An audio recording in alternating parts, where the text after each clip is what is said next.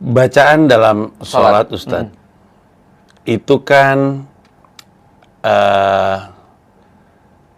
nggak tahu apakah ada alasan kenapa itu yang jadi bacaan. Kan semuanya kan ngikutin Rasulullah. Betul. Tapi kan pasti ada masanya orang bertanya, kenapa bacanya itu sih waktu itu? Benar. Kenapa bacanya nggak yang lain gitu? Benar. Nah, kebanyakan yang wajib, kalau yang wajib seperti surat Al-Fatihah itu Allah turunkan. Dan kalau kita mendalami maknanya itu memang luar biasa sih. Tapi benar kata Mas di awal, orang tuh nggak selalu bisa khusyuk dalam sholat untuk mendalami makna suratul Fatihah itu. Misalnya contoh ketika orang bilang Allahu Akbar misalnya, itu aja kalau orang khusyuk itu dia bisa masuk dalam kondisi di mana benar-benar dia berkoneksi dengan Allah.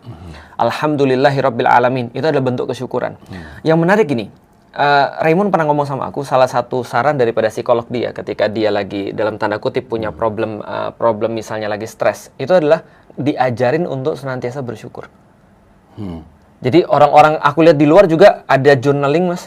Itu malam-malam disuruh nulis journaling. Itu adalah yang pertama harus ditulis adalah apa yang kamu syukuri pada hari ini. Aku masih hidup, aku masih punya anak-anak yang baik, aku masih punya orang tua, aku masih punya makanan yang dimakan. Nah, jadi semua kesyukuran itu adalah bentuk daripada cara orang untuk healing. Nah, kalimat pertama, koneksi dengan Allah, bukan istighfar, bukan juga bismillah. Karena bismillah itu ada yang mengatakan masuk dalam ayat, dalam surat Al-Fatihah ada yang bilang enggak. Tapi kalau kita ambil yang enggak, berarti kalimat pertama, koneksi manusia dengan Allah adalah Alhamdulillah.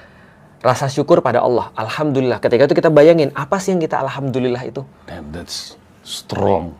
Nah, itu bacaannya. Tapi itu datangnya dari Allah. Tapi ada yang datang dari manusia. Misalnya contoh ketika habis Rasul ruku, terus kemudian Rasul berdiri. Ada orang kemudian bilang, Rabbana lakal hamd. Rabbana, wahai Tuhan kami, lakal hamd. Bagi engkau seluruh pujian-pujian. Setelah selesai sholat, Rasul bilang, siapa yang ngomong kayak gitu? Saya ya Rasulullah. Itu dipuji oleh Allah. Wow. Nah itu menjadi akhirnya sunnah kan gitu kan ya. Nah sama kayak tahiyat. Tahiyat itu kan percakapan antara Allah dengan Rasulnya. At-tahiyatul dan seterusnya. Ini segala puji-pujian bagi Allah. Terus kemudian dikatakan bagi Rasulnya juga. Enggak, ini bagi Rasul-Rasul yang lain juga. Enggak bagimu. Dan ini kan adalah sebuah percakapan sebenarnya. Nah kalau kita mendalami lebih dalam lagi, kita baru mendapati tambahan makna, value daripada sholat itu. Bahwasanya benar sholat adalah bagaimana cara kita berkoneksi dengan Allah, diawali dengan grateful, rasa syukur. Ketika kita bersyukur, Allah bilang Allah tambahin. Maka ketika kita bersyukur, Allah bilang, ya udah kalau kamu udah bersyukur, kamu punya permintaan apa?